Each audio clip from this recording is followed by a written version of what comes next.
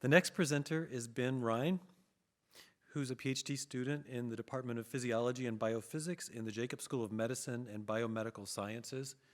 The title of his 3MT presentation is Putting the Brakes on Autism, a New Molecular Strategy.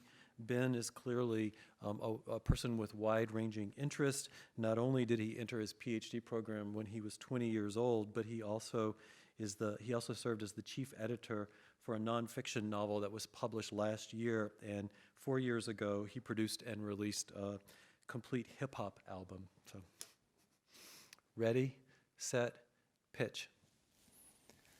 You may not find it surprising that 1 in every 59 children is diagnosed with autism, a disorder that affects the way the brain develops in ways that make socializing very challenging. But with so many children affected, you may be surprised to learn that there are no drug treatments which can improve the social symptoms of autism. We know that about 60% of all autism cases are caused by gene mutation, but it's still very unclear exactly why or how these mutations lead to autism. The goal of my research is to identify how these gene mutations change the brain. If we can answer this question, we can grow much closer to identifying treatment strategies which may be able to improve the social symptoms of autism. So, let's talk about the brain. The brain is made of billions of cells called neurons, which, believe it or not, actually have conversations with each other. They do this by communicating at little junctions called synapses. An example of a synapse is shown on the left side of the screen. Now, this is all very complicated, so let's break it down. Think about the brain like a road map of a big city, and each of these synapses like an intersection with a traffic light. Just as traffic lights signal stop or go to control the flow of traffic, these synapses can send either positive or negative signals to control the flow of information across brain cells. Of course, red lights are very important for preventing car accidents and traffic buildup.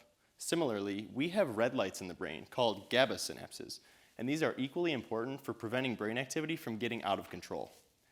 People who don't have autism have a healthy balance between red lights and green lights in the brain, but we often see that this balance is lost in patients with autism, and I wanted to get to the bottom of what was causing that. So, I looked into the brains of mice carrying one of the most common gene mutations in autism, and I found that in a brain area which controls social interaction, they actually had less of these red lights, and as a result, these mice showed reduced social interactions. Just imagine if the part of your brain controlling your social interactions was like a city with no red lights. After investigating, I also found that a molecule called NPAS4 was also reduced, and this is important because in the brain, NPAS4 is responsible for building these red lights.